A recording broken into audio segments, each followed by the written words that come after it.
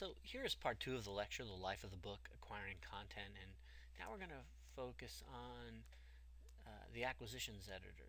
Namely, what does this position do externally and internally? What are some of the functions of this position, and how is it important to the role of the publishing company? And acquisitions editors are responsible for obtaining and evaluating manuscripts for a publisher. Their job is divided into 4 parts. And the fourth part, which is editing manuscripts, may or may not apply. So it depends on the publisher. So I'm going to channel my inner acquisitions editor and share these insights with you.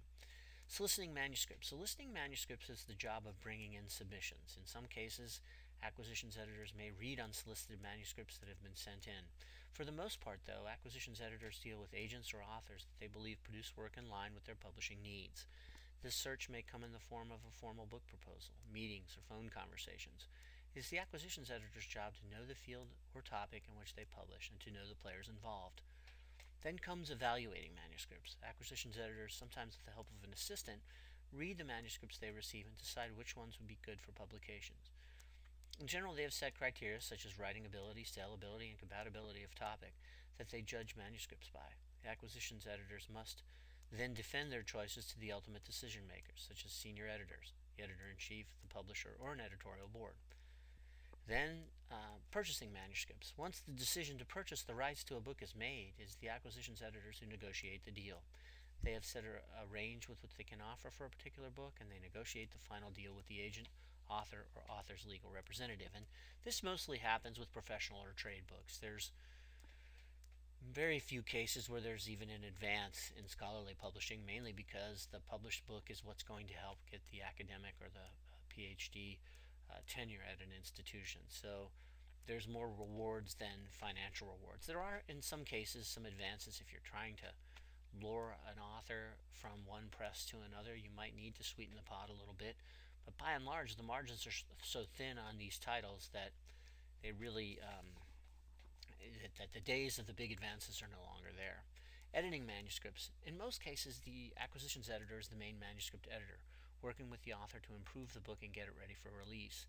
In this part of the process, the editor does what is traditionally considered to be an editor's job, making manuscript corrections and giving suggestions to the author. For some publishers, a separate manuscript editor does the lion's share of this work instead of the acquisitions editor. So it depends on how your particular shop is set up and where the resources are. If you don't have if your editors are acquiring 20 to 25 books a year, it's going to be hard for them to then sit down and edit those manuscripts, which is why you need to have a sense of who you're asking to write this book for you and what they bring to the table, and how what part of that time that you manage can you devote to really sculpting and shaping the book into what it should be. The big takeaway for me from this slide is the fact that there is no shortage of books being published in the U.S. today. When you look at 300,000 books published in 2003 and then 15 million books published in 2012, you can see that there's no lack of content being published, and in fact it's increasing. And what one segment of that of those numbers is the number of self-published books that have increased, and that's a recent trend. It's the whole business in a lot of ways has been demystified, and there's no longer this real mystery around how you get a book published. We all have access to the kinds of technology that you can use to get a book ready to be published and printed, and that technology is ubiquitous out there. And I think that's really, at least in my own personal opinion, what's led to a lot of this glut in books, and who's going to read them and who's going to buy them. And these figures are a little bit dated, and I will be updating them as we go along. The Book Industry Study Group has just released their figures for a lot of this stuff, and I'm going to get those new figures, and we'll be sharing them with you. Here is a job listing for an acquisitions editor for John Wiley & Sons, and you look at the requirements that they are asking for, an ability in acquiring and developing projects, excellent analytical skills, judgment to identify opportunities in projects, strong interpersonal skills, financial management skills, high motivation and achievement oriented individuals, um, strong leadership skills, self starter and team player, past experience in a fast paced environment, effective time management and ability to prioritize, ability to influence without authority. This is the one that strikes me the most, is to actually be able to lead without having the power to lead, or to um, take ownership without being vested in that. And I think that's a really important skill, and it's the one that's three from the bottom. Here again, you see excellent written and communication skills, um, and a minimum of 3 years experience. And what that would be editorial assistant or associate editor positions that you'd already demonstrated ability to be able to do this. So the program requires a high energy, driven person to manage and sign 22 books on average a year. I think the number of 20 is about right. I don't think it's possible to really do any more than that. That's almost a book every 2 weeks that you're going to be signing. And again, right there in the last sentence, significant customer facing skills, what we talked about before, really a sales oriented personality is what I see in that verbiage. And ability to collaborate, to deliver solutions, to be able to solve problems creatively, another important skill. And so I encourage you to spend some time with this, especially if you're interested in the editorial career path. So we talked a little bit about this before, some of the things on this slide in as far as the requirements for the job, and you saw in the job description. But most acquisitions editors work their way up to that position. They may start the field as an editorial assistant or a manuscript editor and move up through promotion.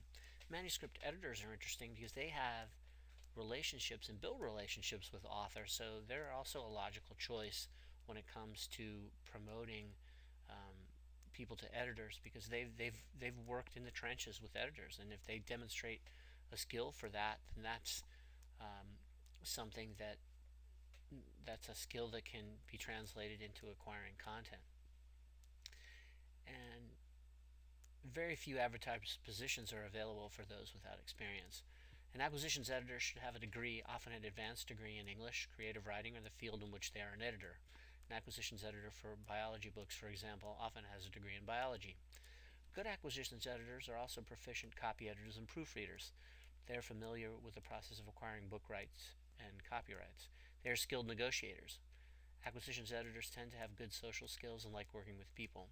Knowledge of the process of digital publishing, including audiobooks and ebooks, is also frequently a requirement for acquisitions editors. And one thing you need is the thick skin. I once knew a difficult author, one of the world's leading chemists, and I gave him my card, and he told me a story about acquisitions editors that would come to see him from a certain publisher, not the one I was working for.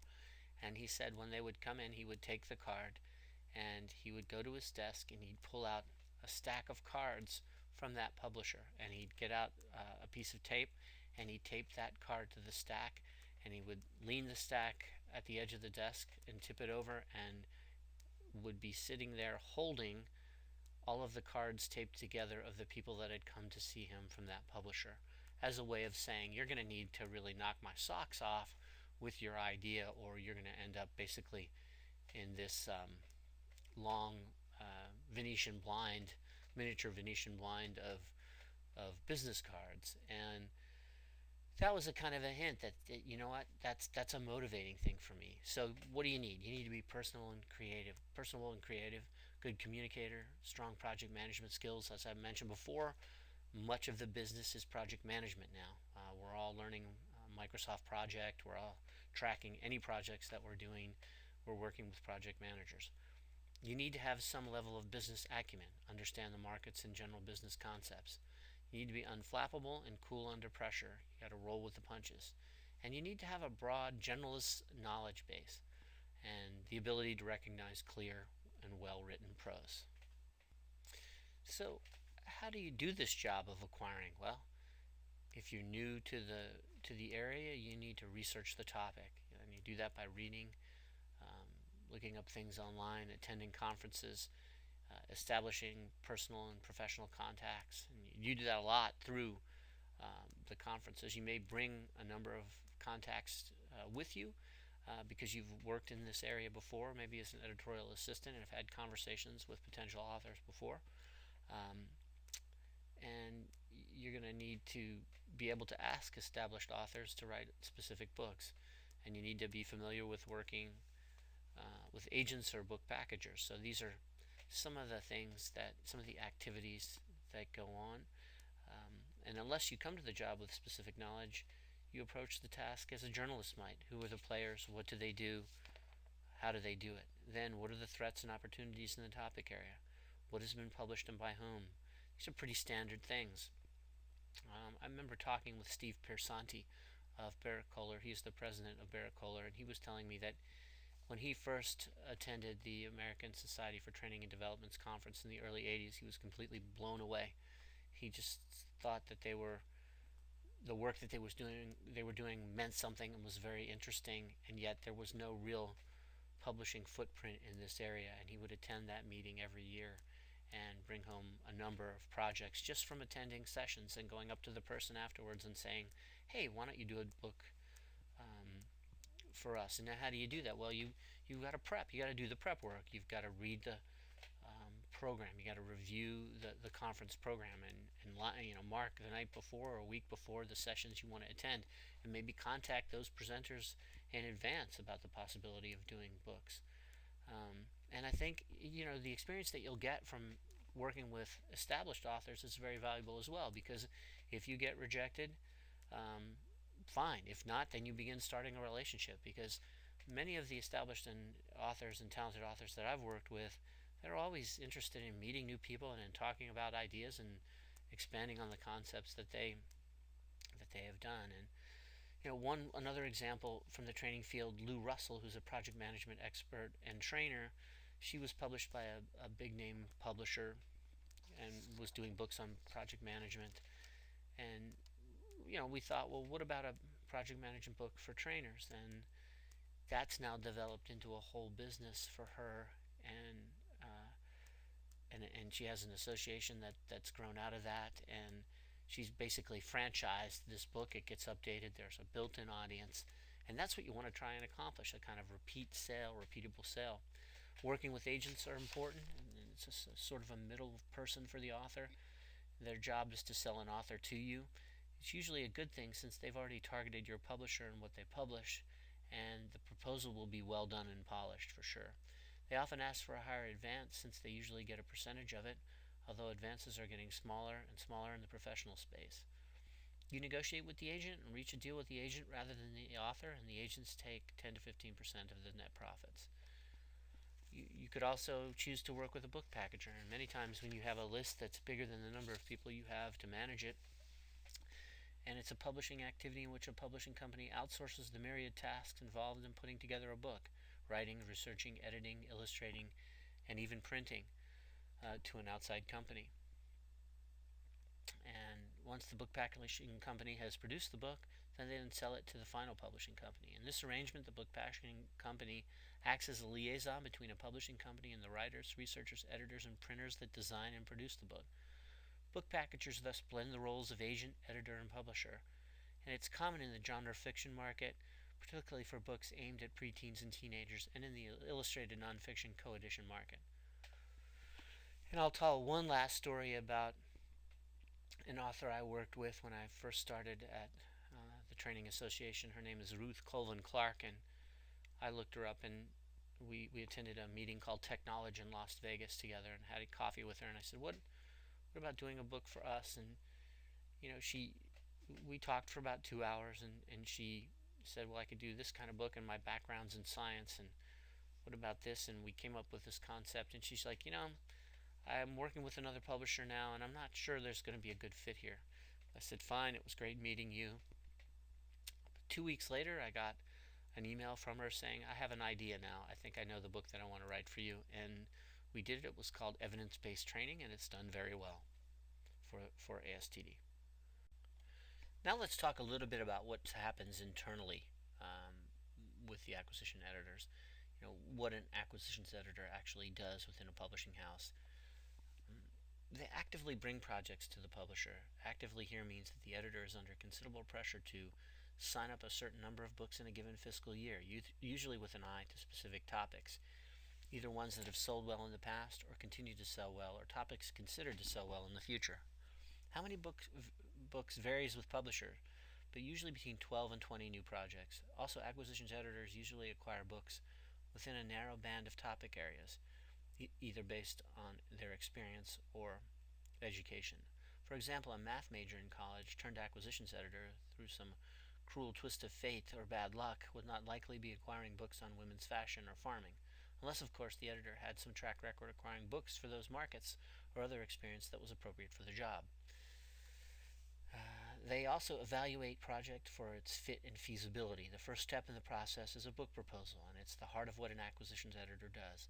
Usually the first person at a publishing house who sees a book proposal, depending on the topic. For fiction, nothing reaches the acquisitions editor's desk unless it has already been vetted by someone else, an agent or in-house screener, editorial assistant. Most publishers don't even accept unsolicited manuscripts, and if they do, the manuscript is only looked at long enough to put an address on a rejection letter before the paper is hopefully recycled.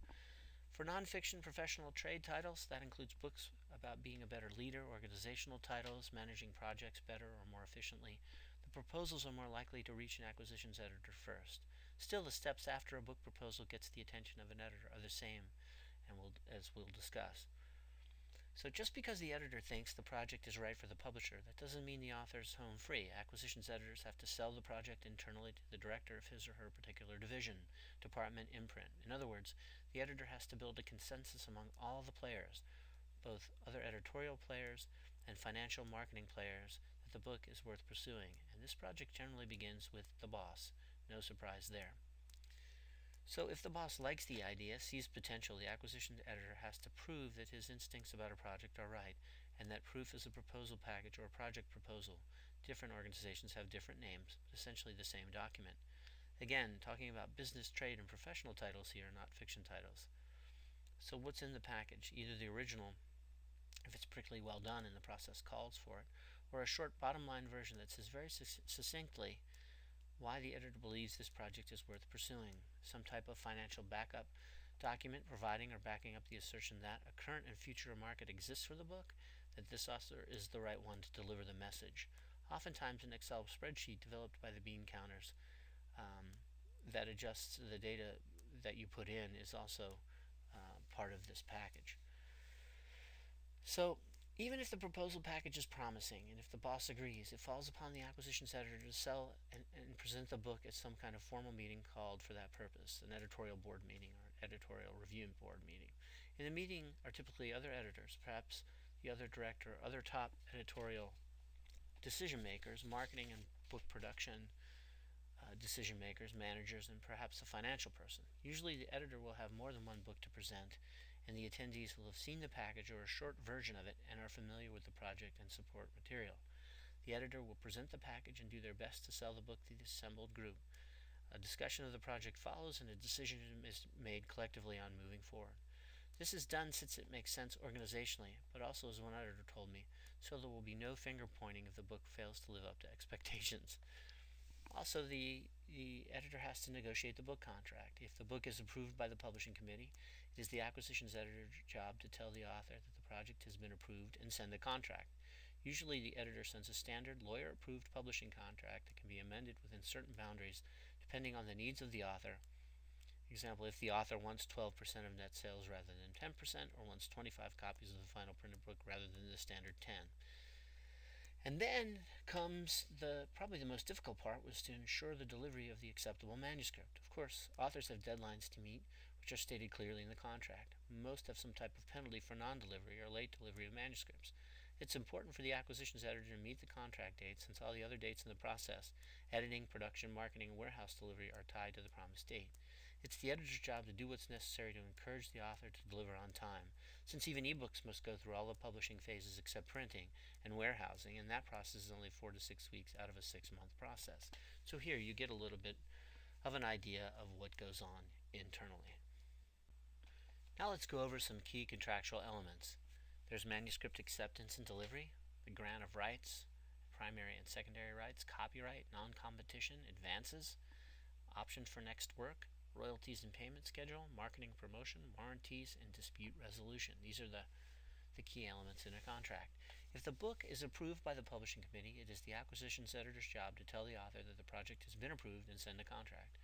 Usually the author sends a standard lawyer-approved publishing contract that can be amended within certain boundaries depending on the needs of the author. If the author wants 12% of net sales rather than 10, we went over this before. There's an opening paragraph which states the date of the contract, the author's publisher's name and address, the title of the book. Also, depending on the contract, the manuscript delivery date, which is very important, and how the publisher expects it delivered. In some contracts, this comes in the manuscript section, but doesn't have to. Grant of rights. Primary book publishing rights are hardcover, trade paperback, mass market, and direct mail. The contract should specify exactly which of these rights you are transferring to the author, from the author to you. Many authors ask for copyright in their name, and most publishers are okay with that. All the other rights ensure that they can do pretty much what they want with the work. Generally, authors like this because they feel it protects their intellectual property right. Nevertheless, just because they own these rights doesn't mean that they can go sell the same book to another publisher. This is what the grant of rights is all about: exclusivity and non-competition. Secondary rights include periodical rights, first serial rights, book club rights, dramatic rights, motion picture rights, television rights, radio rights, etc. And we're going to go over this also in the copyright class. Manuscript acceptance and delivery. Generally, this means the physical form of the final manuscript and sets out what will happen if unacceptable, the return of any advances, what will happen if the author can't or won't fix. Generally, language that says that that someone will be hired at the author's expense to fix the manuscript. These sections can be quite long and go into great detail. Career Press example has 8 sub-paragraphs detailing every possible way an author could not deliver and legal remedies for each. Now, I will say that in the book that I wrote that I updated for the Johns Hopkins University Press called Football in Baltimore, I was just given a stipend to write my section. I got no royalties on that. I was just it was a work for hire agreement. And with my book Never Easy, Never Pretty for Temple University Press, I did get a standard author contract, and all of these elements were in there. Compensation and royalty. Now, this is another key section, and this comes in the form of a percentage of net profit, usually 10 to 15%, and tied to a certain number of copies. There's some incentivization going on too, so you get 12% on the first 5,000 copies, for example, 14% on the 5,001 to 10,000, and 16% on copies of 10,001 and above. Publishers set the first hurdle pretty high, so they don't have to ever pay the higher royalty advances on future sales. Net can mean a lot of things, so you have to watch out, because some publishers interpret this to mean the author gets paid after all publishing expenses are paid, not on actual sales. Net usually means simply how much money the publisher gets to keep after it sells a copy of the book. For example, a $20 book, the net on this book may be as little as $8 if sold to Amazon, since Amazon buys the book for $10. And after shipping or overhead charges are subtracted, the net payment to the author for the sale of the book may be only 80 cents if the royalty is 10% of net. Also in this section, you'll find international serialization percentages spelled out. It varies, but a guide is usually 50-50 publisher and author. Marketing promotion will specify what type of marketing will be done and can be specific or vague, such as all reasonable effort. Payment and accounting, it specifies when royalty payments will be made, usually twice a year, and often goes with the publisher's fiscal year. For example, Career Press's contract states twice yearly, on or before March 31st and September 30th of each year. Usually it says that the payment is less than $100, they will combine the check with the next year. It saves administration time and mailing charges. Author's copies, remainder sales, revision of rights, option for next work often specifies how many copies the author will get for free, and may also specify how much discount the author will get if he's buying back any books. So I got 5 copies of my book, so I should have negotiated for more, and I'll make a mental note of that for next time. Reversion or revision of rights means at what point will the publisher give the rights to the book back to the author? When sales are less than a certain amount, or it's not financially worth it to keep copies of the book on hand. Warranties and indemnification, also very important. Warranty means that the author hasn't stolen the work, and it's an original work. Indemnification means that you will be required to indemnify and hold the publisher harmless against claims or breaches of contract related to the representations and warranties you give. These may extend even beyond the termination of the contract. So here you go, a little bit of a primer on the author's contract from the editor's perspective and the publisher's perspective. Let's talk about the timely manuscript delivery. Authors have deadlines to meet which are stated clearly in the contract. Most have some type of penalty for non-delivery or late delivery of manuscripts. It's important for the acquisitions editor to meet the contract date, since all the other dates in the process, editing, production, marketing, and warehouse delivery, are tied to the promised date. It's the editor's job to do what is necessary to encourage the author to deliver on time, since even ebooks must go through all of the publishing phases. And this was interesting for me because I received a signed contract for the book on April 1st and had essentially, with my Never Easy, Never Pretty book, 60 days to deliver the manuscript. And if I delivered the manuscript on June 1st, I received a $500 advance against royalties for doing that.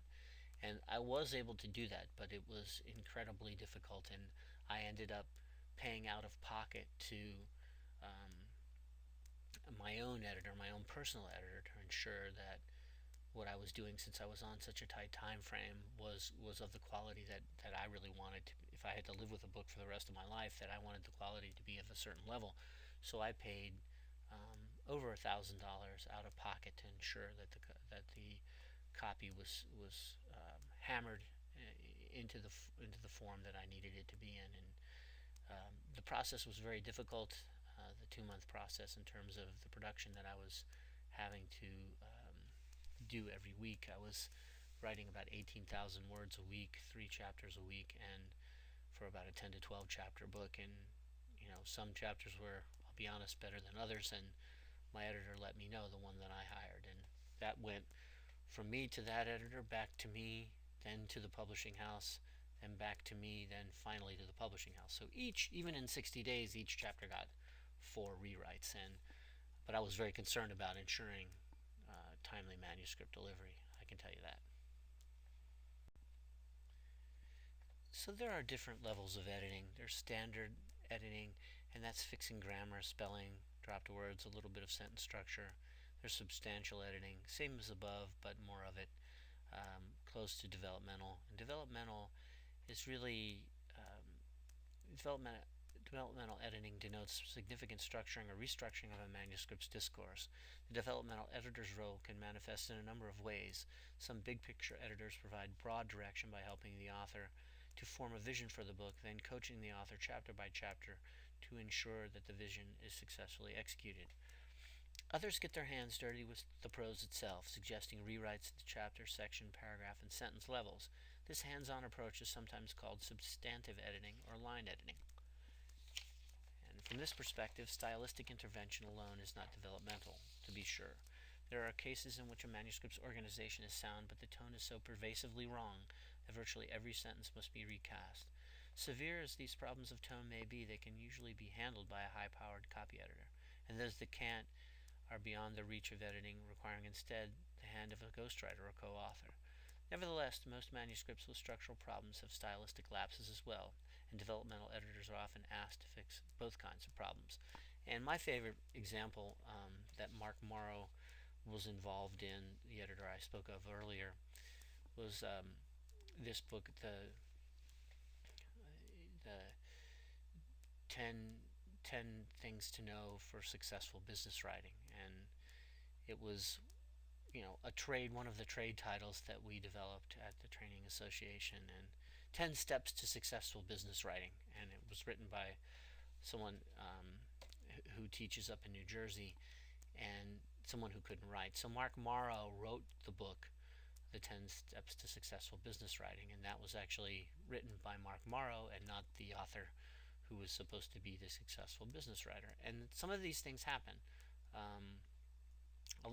Publishing is filled with a lot of stories and a lot of things that have happened, and every time I met this author, I thought of Mark Morrow, and the great service that he did, because it was a best-selling title, and this title would sell thousands of copies every year. And the person the whose name was on the book taught a class in it, but actually wasn't a very good writer at all. So that's sometimes just how it goes. So this presentation became a little bit about inside baseball, and the advice that I'll give you is to jump in with both feet. Sign up for all media publishing, journalism blogs, RSS feeds, things like uh, Media Bistro, Pointer, Book Business, Publishers Weekly, Publisher Today, Publishers Lunch. It's a confusing world, and you need all of these perspectives to keep track of it. Get on a lot of publishing blogs, newsletters to keep informed. Um, and I think Media Bistro is one that I go to often. That's got a lot of good things on there, and find the mix that works for you in terms of how to stay abreast of the field of publishing. And I just encourage you again to just jump in with both feet. If editorial is the direction you want to go in, then I think it's a great thing to do. And um, have known a number of great editors in my career, and if you've got that kind of inclination, then we always need good editors in the world of publishing, and I encourage you to pursue it. So thank you very much for your attention, and hope to be in touch soon, and take care.